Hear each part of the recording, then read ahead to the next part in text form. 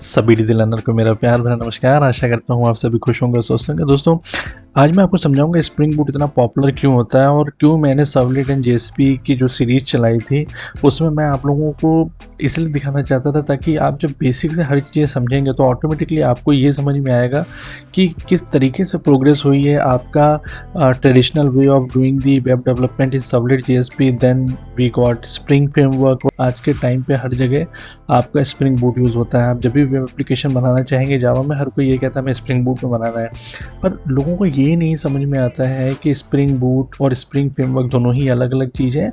और servlet JSP मतलब जिसको लोग भूल चुके हैं, वो भी आप बना सकते हैं स्प्रिंग बूट के अंदर। ठीक है, रेस्ट बेस्ड सर्विसेज बनाना आपके लिए मुश्किल से 5 मिनट का काम है, जो मैं अलग से एक वीडियो बना दूंगा, आपको दिखाऊंगा कि कितनी ज़्यादा आसानी से आप स्प्रिंग बूट में रेस्ट बेस्ड सर्विसेज बना सकते हैं। लेकिन स्प्रिंग बूट का कहीं भी ऐसा मतलब नहीं है कि वो स्प्रिंग फ्रेमवर्क को रिप्लेस कर रहा है, और स्प्रिंग फ्रेमवर्क का ऐसा कोई मतलब कहीं नहीं है कि वो सर्वलेट जेएसपी को रिप्लेस कर रहा है। हर चीज़ एक कुछ ना कुछ एडवांटेजेस आपको दे रही है, जो डे बाय डे आप जो भी काम करते हो उसमें किस तरीके से, जैसे ऑटोमेशन आप लाते हैं, रिपीटेटिव वर्क ना हो, जितना ज़्यादा आसान तरीके से काम हो पाए। जैसे अगर आप एंगुलर वगैरह का भी डेवलपमेंट करते हैं आज के टाइम पे, रिएक्ट जेएस का डेवलपमेंट करते हैं, नोड जेएस जब से आया है, तो देखिए बॉयलर प्लेट ऑटोमेटिकली आपको बन जाता है, जिससे बहुत सी ऐसी कॉमन चीज़ें हैं वो कोड अगर बन जाता है आपके लिए या वैसा कॉन्फ़िगरेशन हो जाता है तो आपको बहुत एडवांटेजेस मिल जाते हैं।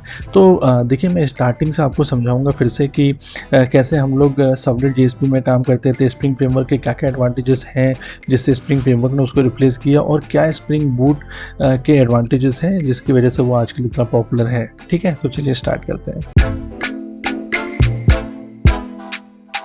तो दोस्तों, जैसे कि web application service development approach, जिसमें आप जानते हैं कि मैंने आपको ये बताया था कि जब आपको अगर वेब एप्लीकेशंस बनानी है, ठीक है, और चाहे वेब सर्विसेज बनानी है आपको जावा में, तो हम लोग सर्वलेट का यूज़ करते हैं, और सर्वलेट से एचटीएमएल फॉर्म को बना के हम लोग वापस रेंडर करते थे। एक बेटर वे में फिर जेएसपी बनाया गया जिसमें एचटीएमएल पेज के अंदर ही आप जावा कोडिंग कर सकते थे, तो चीज़ें काफ़ी आसान हो गई। ठीक है, तो उस कोड को हम लोग फिर से देखते हैं और फिर हम देखते हैं कि स्प्रिंग फ्रेमवर्क ने क्या क्या एडवांटेजेस हम लोगों को दिए हैं। ठीक है, उस कोड के बेसिस पे, और उसके बाद हम स्प्रिंग बूट पे चलेंगे। तो दोस्तों देखिए, अगर हम याद करें इस एप्लीकेशन को, जिसमें हम लोगों ने सबसे पहले शुरुआत में index.html को बनाया था, जिसमें हमने क्या रखा था, यहाँ पे एक फॉर्म बनाया था, जिस फॉर्म में अगर मैं लॉगिन देता हूँ तो उस लॉगिन पेज वेब सर्वर पे नहीं मिलेगा। अगर वो जावा टाइप से सर्वर है तो वो web.xml पे जाएगा, आपके वहाँ पे आपकी मैपिंग को देखेगा। ठीक है, तो जैसे फॉर एन एग्जांपल यहाँ पे अभी हमने लॉगिन का यहाँ मैपिंग दिया हुआ है, जिसमें सर्वलेट 1 को वो फाइंड आउट करेगा इस मैपिंग के बेसिस पे, फिर सर्वलेट 1 के अंदर जाके वो उसको कॉल कर देगा। वहाँ पे आपने जो मेथड पास किया हुआ है, यहाँ पे बाय डिफॉल्ट अगर कोई मेथड नहीं दिया हुआ है index.html में फॉर्म के अंदर आपने, तो वो बाय डिफॉल्ट मेथड गेट कर लेता है, तो गेट मेथड को कॉल कर देगा आपके सेशन सर्वलेट 1 के अंदर। ठीक है, गेट मेथड के अंदर आपने जो भी चीज़ें लिखी होंगी वो उन सारी चीज़ों का एग्जीक्यूशन कर देगा। सर्वलेट में हम राइटर ऑब्जेक्ट लेते थे, प्रिंट राइटर का, इसके अंदर ही हम जो भी एचटीएमएल पेज लिख देते तो वो उसको रिटर्न कर देगा रिस्पॉन्स ऑब्जेक्ट में ऐड करके। बेटर वे में क्या हुआ कि आप सीधे जेएसपी को यहाँ से रिडायरेक्ट करके कॉल कर देते हैं, जो कि हमने रिक्वेस्ट डिस्पैचर से रिडायरेक्ट वगैरह से देखा कि कैसे हम रिडायरेक्शन करते हैं। और जेएसपी पेज में जाने के बाद आपका जो भी चीज़ें वहाँ पे एचटीएमएल पेज के अंदर आपका जो भी चीज़ें आपने लिखा होगा वो रेंडर हो जाएंगे। अगर आपने कुछ डायनेमिक बेसिस पे रखना है तो वो वहाँ पे आप जो भी आपका एक्सप्रेशंस वगैरह जावा का हो सकता है, वहाँ पे स्क्रिप्टेड वगैरह लिख के आप वो सब चीज़ों का भी एग्जीक्यूशन कर सकते हैं।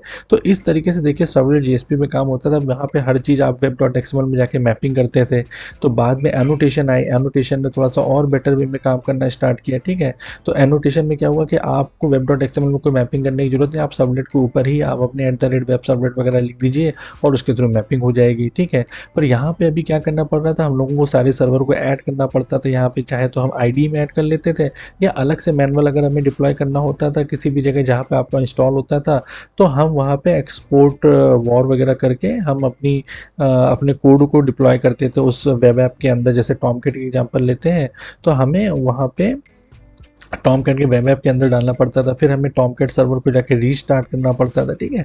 तो वो सारी चीज़ें हमने ऑलरेडी प्रीवियस उस समय देखी हैं कि देखिए कितना ज़्यादा कॉम्प्लेक्स चीज़ें होती थी, बार बार रिपीटेटिव चीज़ें होती थी, थोड़ी सी चीज़ भी आपको टेस्ट करनी तो आपको रीस्टार्ट करना पड़ता था, सर्वर स्टॉप करना पड़ता था, काफ़ी पेन एरियाज थे और अलग से सर्वर को ऐड करना है, एम्बेड करना है या अलग से उनका यूसेज करना है, ठीक है। तो आई मीन जैसे कि आप देख ही रहे हैं कि इसमें सर्वलेट जेएसपी में आई मीन एनोटेशन के थ्रू थोड़ा सा चीज़ें आसान हुई, पर स्प्रिंग फ्रेमवर्क जब आया, स्प्रिंग फ्रेमवर्क ने हम लोगों को ना ही वेब डेवलपमेंट करना बल्कि बहुत से ऐसी चीज़ें हैं जो कोर जावा एप्लीकेशन भी आप बनाते थे तो उनके भी काफ़ी एडवांटेजेस दिए। जैसे कि उनमें से कई प्राइमरी फीचर्स हैं हमारे, एक है डिपेंडेंसी इंजेक्शन।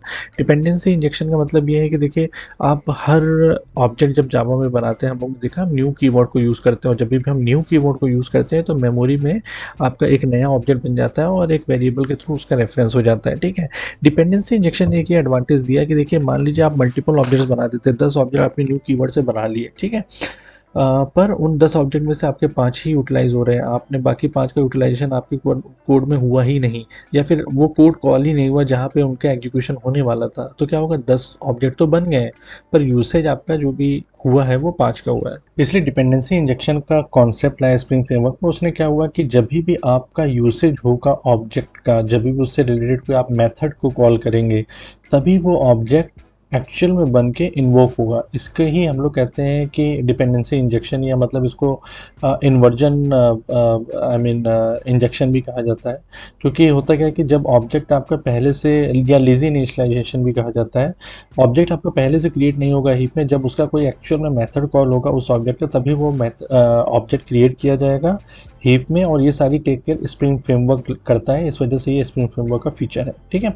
और ऐसे ही कई ढेर सारे बिल्ट इन सपोर्ट है टिपिकल टास्क वगैरह करने के लिए, चाहे वो आपका टाइप कन्वर्जन हो, चाहे वैलिडेशन हो, चाहे डाटा बाइंडिंग हो, एक्सेप्शन हैंडलिंग हो, रिसोर्स इवेंट मैनेजमेंट, इंटरनेशनलाइजेशन, कई चीज़ें ऐसी हैं जो बहुत बेटर वे में स्प्रिंग फ्रेमवर्क में दी गई है, जिसकी वजह से स्प्रिंग फ्रेमवर्क एक पॉपुलर अल्टरनेटिव बना जो भी ट्रेडिशनल वे होता था हम लोगों का सर्वलेट जेएसपी में कोई भी वेब एप्लीकेशन बनाने के लिए, एमवीसी अप्रोच को फॉलो करने के लिए, जो ऑलरेडी हम लोग बात कर रहे थे कि एमवीसी अप्रोच को फॉलो करके इम्प्लीमेंटेशन, तो फ्रेमवर्क ने खुद ऐसी चीज़ें स्प्रिंग एमवीसी की बना के दी जिसमें ऑटोमेटिकली आपका एमवीसी डिज़ाइन पैटर्न फॉलो होता है। और वो रूल आपको फॉलो जब करते हैं तो उसमें कोई भी ऐसी चीज़ नहीं होती कि आप उस रूल को ब्रेक कर सकें।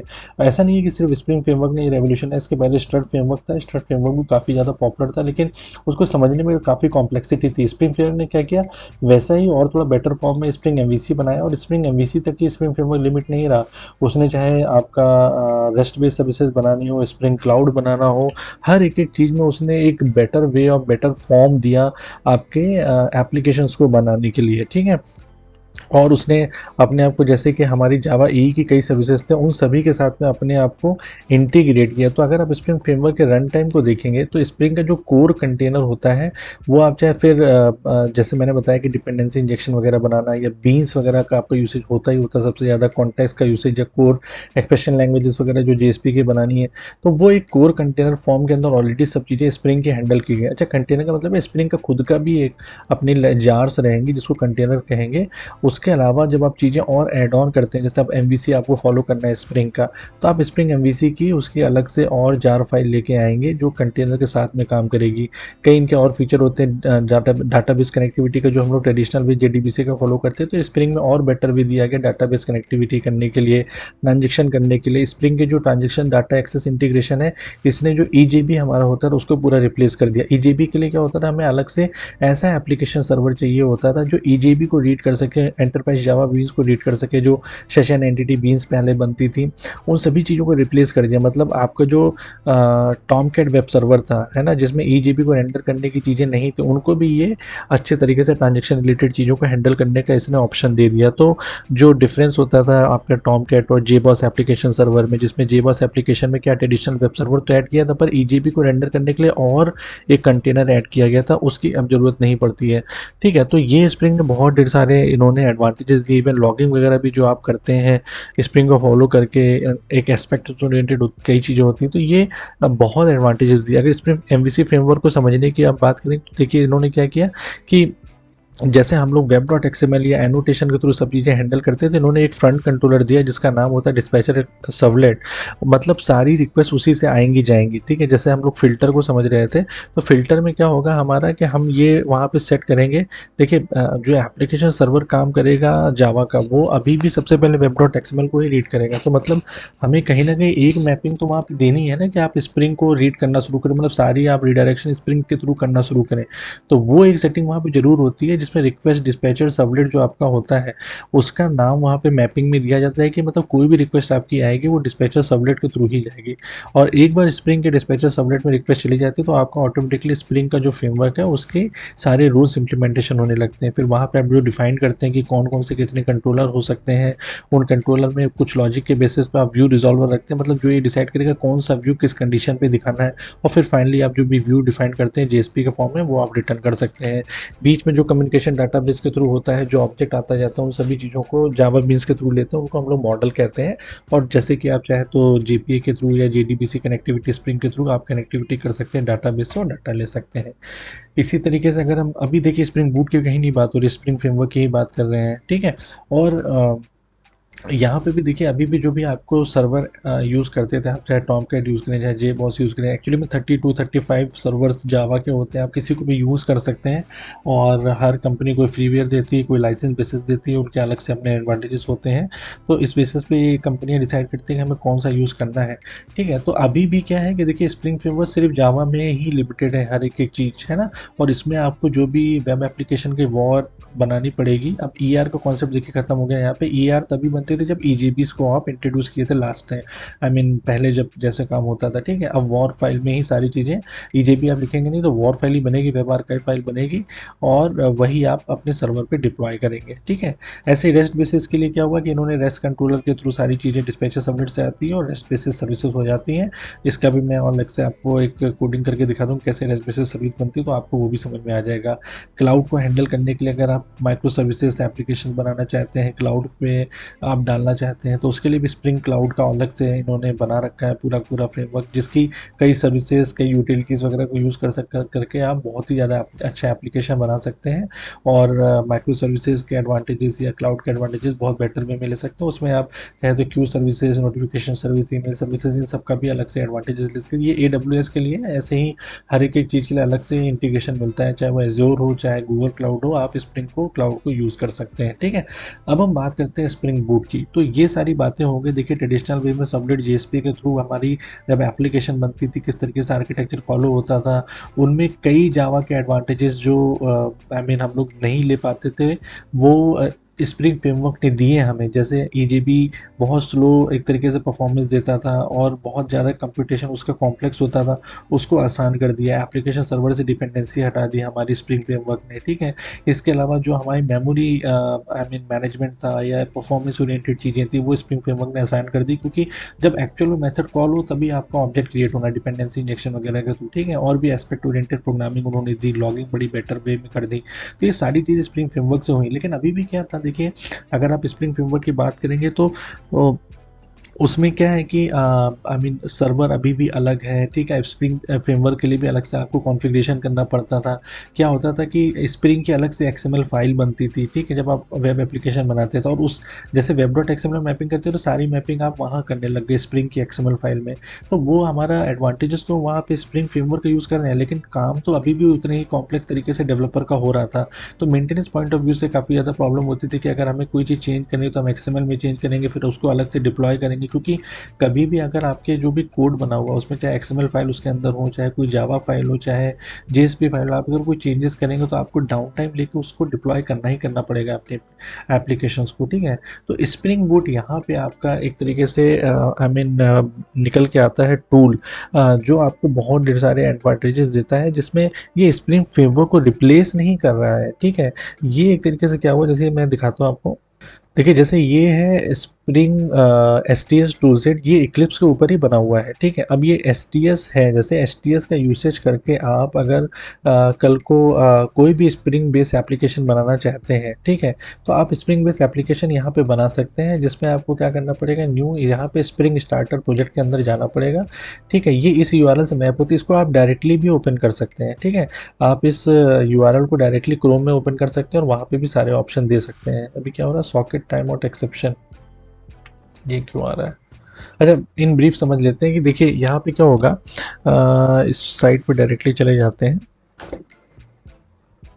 देखिए यहाँ पे क्या हुआ है, स्प्रिंग इनिशियलाइजर में अगर आप यहाँ पे मैवन प्रोजेक्ट, देखिए मैवन का एडवांटेजेस ये है कि आप पहले जो सारी लाइब्रेरीज अपने लोकल इन्वायरमेंट में रखते थे, है ना, जार वगैरह को डाउनलोड करके, वो मैवन एक एडवांटेज देता है, मैवन या ग्रेडल एडवांटेज देते हैं कि आप किसी एक कॉमन जगह पे अपनी लाइब्रेरीज रख दीजिए, आप खाली पाथ दे दीजिए, ऑटोमेटिकली जिसकी भी जरूरत होगी वो उसको डाउनलोड कर लेगा, और एक बार डाउनलोड होगी तो बार बार डाउनलोड करने की जरूरत नहीं होती है अनटिल अनलेस आप उसका वर्जन चेंज करें।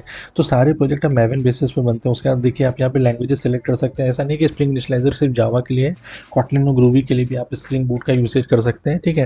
अब देखिए यहाँ पे स्प्रिंग बूट के ये वर्जन दिए हुए हैं। ये क्या करता है स्प्रिंग बूट, ये एक तरीके से आप मान के चलिए पैकेज्ड आपकी फ्रेमवर्क है, स्प्रिंग फ्रेमवर्क के टॉप पे बना हुआ है, जिसमें ऑटो कॉन्फ़िगरेशन कई चीज़ों का हो जाता है।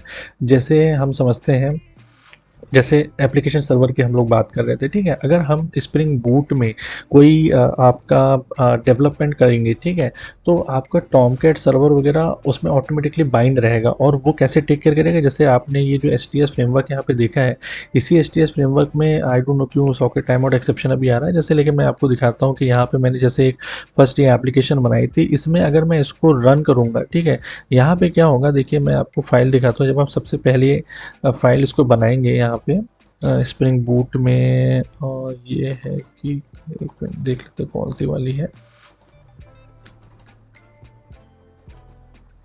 हाँ, ये देखिए इसमें क्या है कि इसमें ये बाय डिफ़ॉल्ट जब आप पहली स्प्रिंग आप एप्लीकेशन बनाएंगे तो ये उसी तरीके से बनेगी जैसे अभी वो वेब पे भी जाके मैं आपको दिखा देता हूँ, लेकिन एक बार फिर से यहाँ पे ट्राई कर लेते हैं स्प्रिंग स्टार्टर प्रोजेक्ट।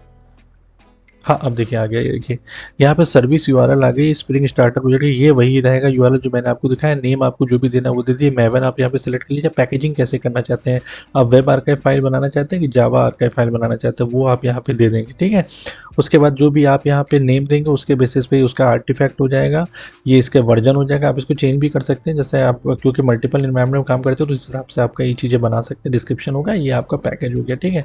अब अगर आप नेक्स्ट जाते हैं, यहाँ पे देखिए ये आपको कोई भी अगर एप्लीकेशन बनानी है, ठीक है, जैसे वेब एप्लीकेशन अगर बनानी है आपको, तो इन सब चीज़ों को यहाँ पे आप सीधे यहाँ पे सेलेक्ट करके दे सकते हैं कि मैं स्प्रिंग वेब एप्लीकेशन या मैं स्प्रिंग वेब सर्विस या स्प्रिंग रेस्ट भी अगर आपको बनाना है तो स्प्रिंग वेब ही सेलेक्ट करना पड़ता है आपको।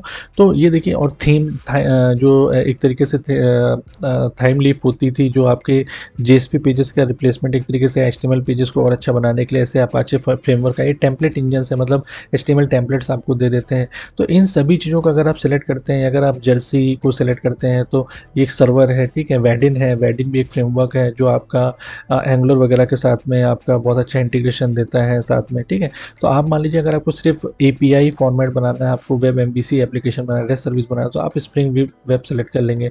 इसी तरीके से एक डेव टूल होता है इसमें, है ना, डेव टूल, रुकिए देखते हैं हाँ, ये देखिए स्प्रिंग बूट डेव टूल्स है। ये क्या करता है कि जैसे आप बार बार सर्वर को स्टार्ट स्टॉप करते हैं, ये सब करने की जरूरत है, ऑटोमेटिकली रिस्टार्ट कर देता है। और स्प्रिंग बूट में क्या एग्जांपल होगा, देखिए जितनी भी डिपेंडेंसीज इसकी होंगी स्प्रिंग बूट में, जैसे अगर आपको वेब एप्लीकेशन बनाने हो तो डेफिनेटली आपको सर्वर चाहिए, टॉमकैट सर्वर चाहिए या JBoss सर्वर चाहिए। तो बाई डिफ़ॉल्ट ये टॉमकैट सर्वर को एम्बेड करके देता है, ठीक है। तो जब आप इस एप्लीकेशन को क्रिएट करेंगे, ठीक है, तो क्या होगा यहाँ पे जैसे ये यहाँ पे main file spring boot application की बन के आई है। तो अभी हमने कौन सी बनाई, सैम्पल वेब टेस्ट 1। इसके अंदर चलते हैं, यहाँ पे अगर आप कोड में चलते हैं जावा के अंदर, यहाँ पे आपको देखिए बाय डिफ़ॉल्ट एक एप्लीकेशन बन के आ जाएगी जिसका नाम है ये। यहाँ पे देखिए क्या है, मेन मेथड दिया हुआ है। अब वेब एप्लीकेशन, जैसे मैंने पहले आपको बताया था कि जब आप वेब एप्लीकेशन बनाते हैं तो आपको मेन मेथड की ज़रूरत नहीं होगी। आप क्या बनाते हैं, फॉर्म बनाते हैं, उसमें गेट और पोस्ट मेथड वगैरह को डिफाइन करते हैं, ठीक है। और जो भी मेथड आपने डिफाइन किया गेट पोस्ट का, उसके बेसिस पे उसकी कॉलिंग हो जाती है और एग्जीक्यूशन हो जाता है। मेन मेथड की जरूरत नहीं होती। यहाँ पे मेन मेथड की जरूरत सिर्फ और सिर्फ इसलिए पड़ रही है क्योंकि ये स्प्रिंग बूट का ऑटो जो कॉन्फ़िगरेशन हो रहा है, आपके सर्वर को एम्बेड करना, आपकी एप्लीकेशन को डिप्लॉयमेंट करना, ये सारी चीज़ें ऑटोमेटिकली टेक केयर कर रहा है। कोई उससे डिपेंडेंसी अगर रिलेटेड है उसको भी ऑटोमेटिकली डाउनलोड करना, तो ये आपका बहुत ज़्यादा टाइम बचाता है रीस्टार्ट करना। और जो भी अगर आप मान लीजिए एप्लीकेशन को बना के लॉन्च करते हैं और आप पीछे जाके जेएसपी फाइल वगैरह में कुछ चेंजेस करते हैं, ठीक है, तो वो ऑटोमेटिकली उसको ले लेता है डिप्लॉयमेंट करने के लिए। उसके अलावा जैसे मैंने आपको पहले बताया कि स्प्रिंग फ्रेमवर्क जब बना था तो वहाँ पे क्या हो रहा था कि स्प्रिंग की भी अलग से मैक्सिमल फाइल वगैरह बना रहे थे, है ना, और वहाँ पे मैपिंग करते थे। वो सारी चीज़ें करने की जरूरत है। आप जैसे सिंपल एनोटेशन होता है, एनोटेशन में आप जाके यूआरएल पाथ दे दीजिए और उस यूआरएल पाथ की बेसिस ऑटोमेटिकली वो समझ जाएगा कि अच्छा कौन सा सबलेट मुझे कॉल करना है। कोई अलग से मैपिंग एक्सएमएल वगैरह यूसेज करने की जरूरत नहीं। एक प्रॉपर्टी फाइल्स अलग से डिफाइन की गई, जैसे सर्वर का पोर्ट वगैरह अगर आपको चेंज करना था तो आप उस एप्लीकेशन सर्वर के सर्वर डॉट एक्सएमएल में जाके चेंज करते थे। अब यहाँ पे ये सब करने की जरूरत नहीं होगी स्प्रिंग बूट अगर आप यूज़ करेंगे। एप्लीकेशन डॉट प्रॉपर्टीज़ के अंदर आप डाल दिए server dot port equal to 8081 या 8091, जो हम लोगों ने करके देखा है पीसी एप्लीकेशन में, तो बहुत आसानी से ये सारी चीज़ें हो जाएंगी। अभी मैं स्प्रिंग बूट का हैंड्स ऑन करके रेस्ट बेस्ड सर्विसेज आपको दिखाऊंगा और एप्लीकेशन प्रॉपर्टी और ये सब भी दिखाऊंगा कि देखिए 5 मिनट से भी ज़्यादा नहीं लगेगा आपको एक बढ़िया से रेस्ट बेस्ड एप्लीकेशन बनाने में, जो जेसन फॉर्मेट में रिटर्न करेगी आपको। और जेसन फॉर्मेट रिटर्न करने के बाद आपका यूआई का भी स्कोप खुल गया, क्योंकि आपने एंगुलर इंप्लीमेंट कर लिया चाहे रिएक्ट इंप्लीमेंट करिए, अगर जेसन में रिस्पॉन्स आ रहा है आपको खाली उसके बेसिस पे अपना आउटपुट रेंडर करना है, ठीक है।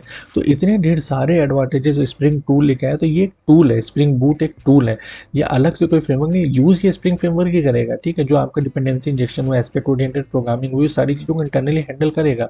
लेकिन बेसिकली इसका एडवांटेजेस आप मान के चलिए कि ये आपके आई मीन डेवलपर्स के लिए हेल्पफुल है, ठीक है। अगर आपको माइक्रो सर्विसेज वगैरह बनानी है तो स्प्रिंग क्लाउड ही आप यूज़ करेंगे, ठीक है।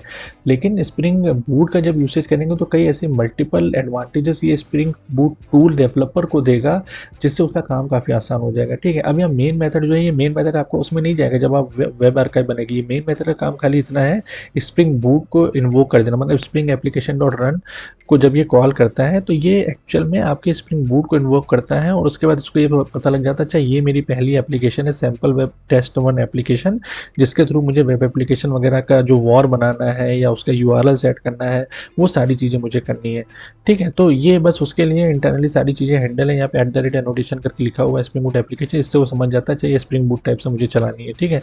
कोई आपको अलग से एक्सटर्नल जार्स वगैरह ऐड नहीं करनी है मैनुअली कुछ, है ना, वो सारी चीज़ें कुछ नहीं करनी। ये सारे एडवांटेजेस स्प्रिंग बूट देता है, ठीक है। तो auto configuration, opinion approach to configuration, ability to create stand alone application, ठीक है, ये सारी चीज़ों का एक एडवांटेजेस देता है आपको स्प्रिंग टूल, ठीक है। आप यहाँ पे भी देखेंगे तो देखिए अगर आपको जे यूनिट की टेस्टिंग भी करनी है तो वो सारी चीज़ें इंटीग्रेटेड, इसमें आपको कोई जे यूनिट के लिए भी अलग से जार डाउनलोड करने की ज़रूरत नहीं है, मैपिंग करने की ज़रूरत नहीं, सारी चीज़ें टेक केयर कर ली जाएंगी अपने आप, ठीक है। तो ये एडवांटेज है एक तरीके से स्प्रिंग बूट का। तो ये सारा अंतर हुआ, मतलब मैंने थ्योरेटिकल और आपको कोड भी दिखा के काफ़ी कुछ समझाया। आई होप कि आज के बाद आपको ये कम से कम कन्फ्यूजन नहीं होगा कि इन सब चीज़ों में अंतर क्या होता है, ठीक है। स्प्रिंग बूट फ्लो आर्किटेक्चर यहाँ पे दिया हुआ है, ये वैसे ही है जैसे हम लोग in general standard approach follow करते हैं, तो इसमें कोई कन्फ्यूजन होने की बात नहीं। देखिए कंट्रोलर बनाएंगे आप, सर्विस लेयर बनाएंगे, सर्विस लेयर में आप ये डिफाइन करते हैं कि अच्छा मेरी कौन सी ऐसी चीज़ें हैं जो डाटाबेस से कनेक्ट करनी चाहिए, और उसके बाद जो भी डाटाबेस के टेबल्स हैं उनके बेसिस पे मॉडलिंग करते हैं, बीन्स बनाते हैं, वो सारे मॉडल हो जाते हैं और ये सारी चीज़ें वापस आपके कंट्रोलर में आ जाती हैं, ठीक है। अब ये इसका मतलब ये मत समझिए कि यहाँ पे डिस्पैचर सबनेट वगैरह गायब हो गया, ऐसा नहीं, ये बहुत ब्रीफ में है, आपको बस खाली समझाने के लिए था। यहाँ पे डिपेंडेंसी इंजेक्शन वगैरह सब कुछ जो स्प्रिंग की कोर सर्विसेज होती है वो तो सारी रन होंगी ही होंगी आपकी, ठीक है। तो स्प्रिंग बूट एक टूल है, स्प्रिंग फ्रेमवर्क एक टोटल एक्चुअली में फ्रेमवर्क है जो बहुत ढेर सारे एडवांटेजेस देता है हमारी प्रोडक्टिविटी को बढ़ाने के लिए एप्लीकेशन के फॉर्मेट में। स्प्रिंग टूल डेवलपर के पॉइंट ऑफ व्यू से बहुत अच्छा है, पर स्प्रिंग फ्रेमवर्क ओवरऑल चाहे प्रोडक्शन में आपका जो कोड वगैरह रन हो रहा है उसके पॉइंट ऑफ व्यू से बहुत अच्छा है, ठीक है। तो ये सब आपके मतलब आपको आज सारा क्लैरिफिकेशन हो गया होगा इससे रिलेटेड, और ये भी समझ में आ गया कि क्या रीज़न है कि स्प्रिंग बूट इतना ज़्यादा पॉपुलर है, ठीक है। So still you have any query you can just always WhatsApp me, mail में ऑल्सो। एंड सेकंड वीडियो में रेस्ट बेस्ड सर्विसेज का बनाऊंगा जिसमें आपको दिखाऊंगा कि 5 मिनट के अंदर कितनी ज़्यादा आसान होता है स्प्रिंग बूट टूल यूज़ करके रेस्ट बेस्ड सर्विसेज भी बनाना, ठीक है। Thank you so much.